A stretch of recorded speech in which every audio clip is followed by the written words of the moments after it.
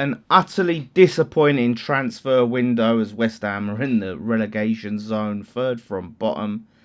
And I was on TalkSport speaking to Alex Crook and Danny Murphy about my thoughts. So I got a bit of time to touch on that, but I'm really going to go into some details after it. So I'll come back after this.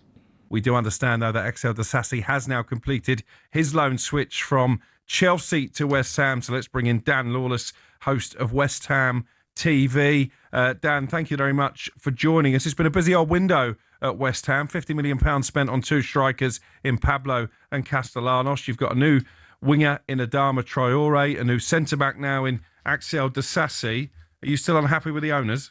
Absolutely. I'm absolutely unhappy with the owners. And I know, Alex, that you said West Ham fans expect too much the other week, but we are in the bottom three. We haven't had a clean sheet all season except against Nuno Espirito Santo. And we have now left it till the end of the window to address one of our most important areas, which is centre-back, because we are leaking goals. And we are signing a centre-back on loan last minute who hasn't played any professional football since April, who's played about two under 21 games. And from what I'm hearing, he wasn't very good in those. He won't be match fit. He's not going to come in and make an impact and be able to start and improve our defence right away.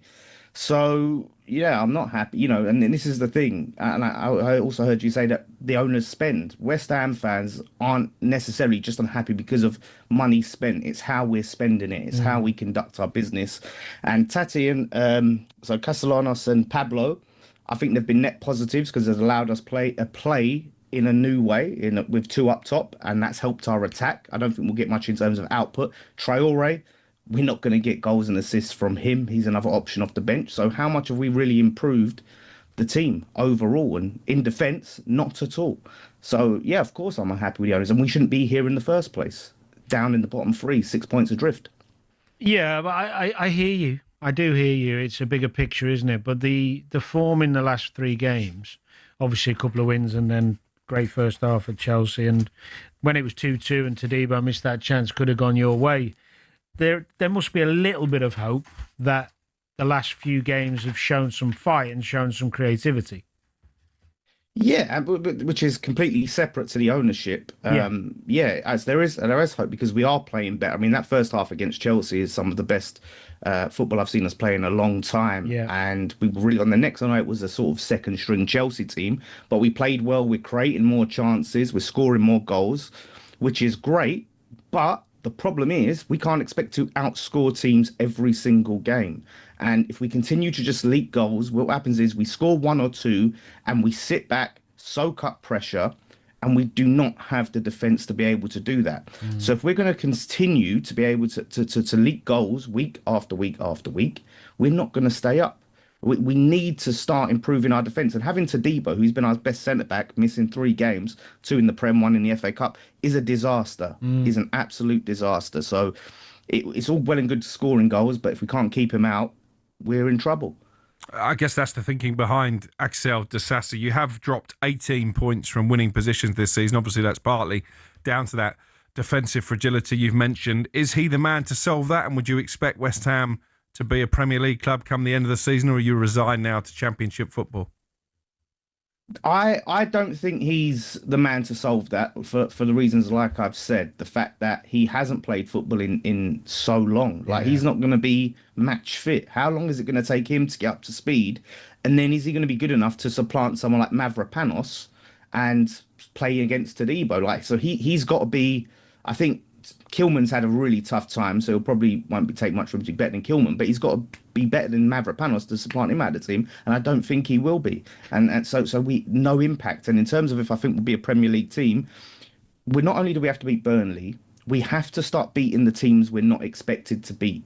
So we have to either beat a Man United or beat a Liverpool or get something at Man City. These are the teams we've got come up. We've got Arsenal. We can't just look at these teams down near where we are and hope we pick up enough points. So at the moment, 6 points adrift, I think it's a lot to ask for. I haven't completely given up hope, but it's not looking good. So Burnley must win. Don't win that, done. Man United or Liverpool, beat one of those. Have to. It's looking grim, but stranger things have happened. There's a little bit of hope left. There is, mate. There is a little bit. You never know. You never know in football. So there it is. Got a few minutes to speak on the window. I had to call out Alex Crook for what he said. He didn't react to it, but I had to call him out for his comments on the show with Simon Jordan a few weeks ago. I reacted to it on this channel, saying West Ham fans are hard to please, but he didn't bite back. But yeah, like when it comes down to it, Dissapointing, I hope he's a success. I really hope he's a success. I hope he's a surprise package. But the fact that he hasn't played in so long is not a good sign. And it's how we've gone about this. It was clearly just an afterthought. Like, such a key position was a little last minute afterthought of, oh crap, like what do we do? It was panic. Oh, get Dissapointing on loan. Like, poor and just lazy from this ownership. And of course, like, they want to throw us 50 million spent on two forwards. Like, you must be happy. No, I'm not happy. Like, it doesn't matter. You know, and I'm going to break down these transfers, right? So, Tati Castellanos from Lazio, 26 million fixed transfer fee. Payable, nearly always payable installments, but plus further 4.3 million add-ons. Now, add-ons nearly always get activated for the most part. So let's say £30 million for Tati. Pablo, 18.3 million fixed transfer fee, and 2.6 million of add-ons. So you could say 21 mil. So let's say 50 mil, right, for those two. Adama Traore from Fulham, 2 million transfer fee, plus 1 million add-ons. So if we stay up, so let's just say we don't know we're going to stay up. So let's say the 2 million, right? So we're at 23 million. Then we got La Madrid, didn't we? And we've loaned him for about 125 grand with a 875 grand option in the summer. That's one for the future, right? Axel Disasi on loan, 1.6 million fee, which will cover his 80 grand wages, right? 52 million, right? So we've spent about 48 million pounds, plus the add-ons. So yeah, 56.8 million spent. And Lucas Paqueta we sold for 36.5 million pounds. Luis Guilherme, 12.1 plus 2.6 in add-ons, so just under 15 million there. Andy Irvin we sold to Sparta Prague for 1.3 million. Rodriguez, 216 grand. Fulkrug, we've loaned him with an 11.3 million option, which isn't activated yet, so we have to see. JWP obviously loaned out.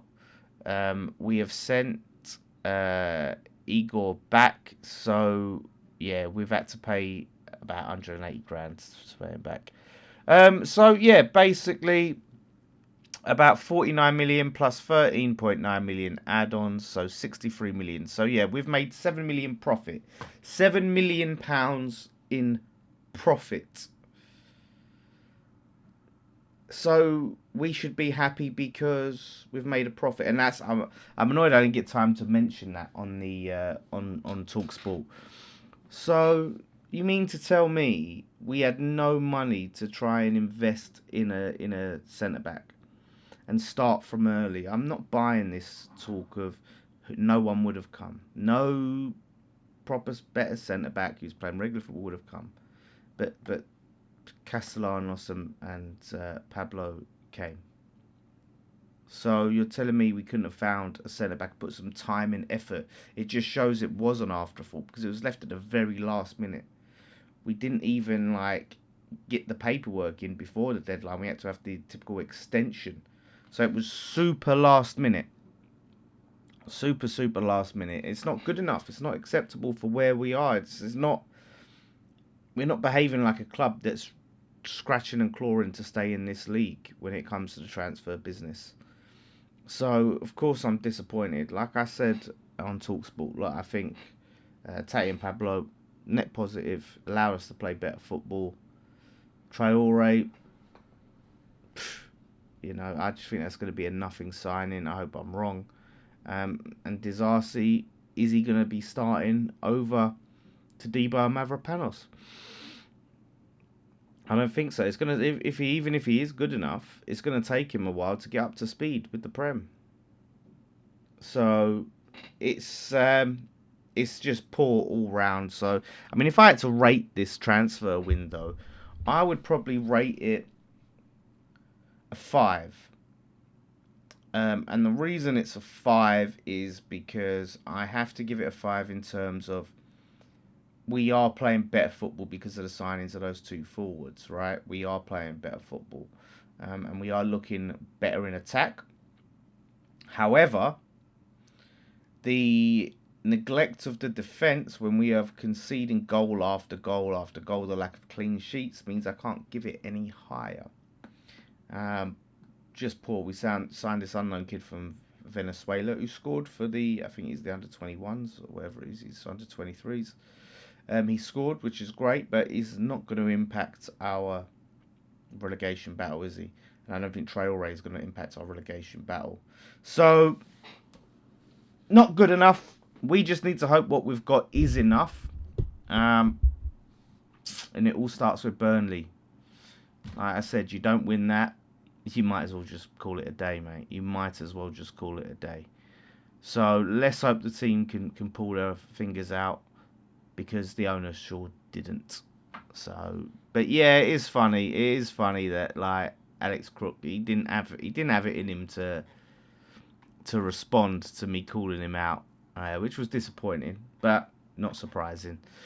So yeah, let me know like what you rate this transfer out of 10. Give it a rating out of 10, and let me know. Even if you're a non-West Ham fan, you can rate our window and rate your window. But like I said, for me, it's a straight 5 out of 10.